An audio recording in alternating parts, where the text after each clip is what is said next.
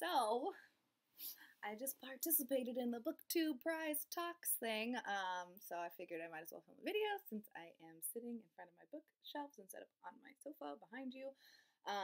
It was super fun. I will link the video below. I feel like I talked so much though, which was super embarrassing, but I have like a problem with silence, and so like, I just have to talk if you couldn't tell.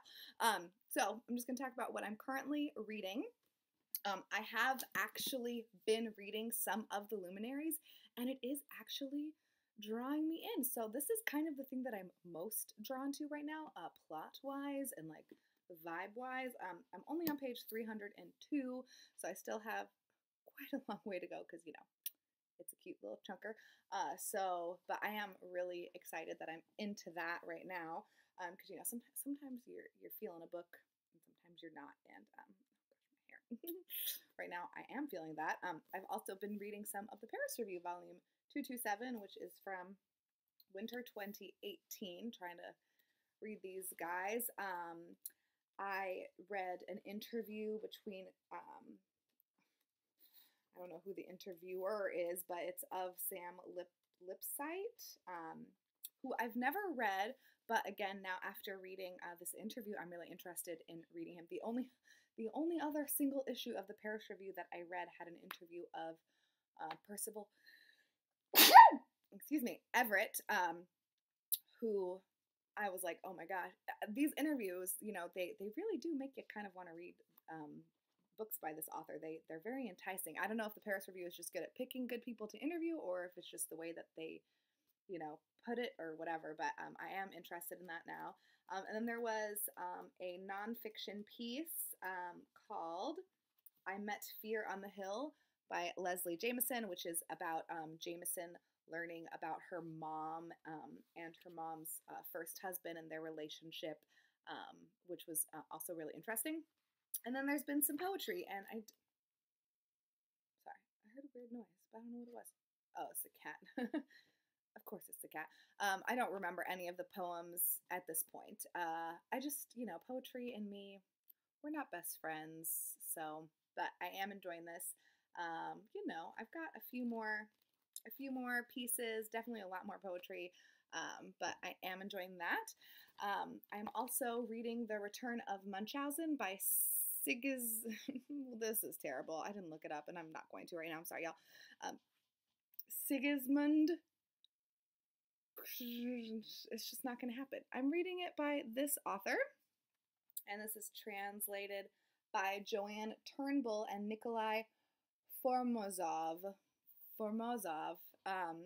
And this is more stories of Baron von Munchausen. I have not read the original book. When I read this, I was like, The Return of Munchausen? That sounds like a sequel. And then I feel like I looked it up, and this is not a sequel to anything, but it's just because the original book is written by a different author, and like it was just tales kind of gathered, and so multiple people have done their own kind of thing. So I will eventually probably read that. This is very good and funny, but it is very difficult to read. For such a teeny little book, it is occupying quite a bit of my time, just because the language is very complex, and you kind of have to be very, very focused when you're reading it. And obviously I keep picking it up right before I go to bed, which is just a bad idea. And then the other book that I'm reading is The Feast of the Goat by Mario Vargas Llosa, and this is translated by Edith Grossman, and I'm reading this with Doris and Patrice, which I feel like I've said like a billion times. And yeah, I'm really enjoying this. I don't know if enjoy is the right word, but it is very interesting. It's told from multiple perspectives. So there's three different perspectives. Urania or Urania, probably Urania. That sounds better. One from her, one from Trujillo, and then another from like a group of 4 guys that are attempting to assassinate Trujillo. Spoiler alert. I don't know if they do, but he is assassinated in 1961, and that is history, so I don't feel guilty about saying that out loud. You can't spoil history, I think. So yeah, it's really, really interesting so far. I am enjoying the writing. It does kind of draw you in. I feel like anytime that you have a book that's from multiple perspectives, it does take like a minute to kind of get into the writing, but I think it's fantastic. I did also want to take this time to mention that if you haven't watched my February wrap up, I'll link it below, but I'm doing another giveaway, and I announced the winner for my January wrap up. So if you entered to win my January, what did I just say? If you entered to win my January giveaway from my wrap up in January, I announced the winner at the beginning of my February wrap up video, which I just posted a day or two ago.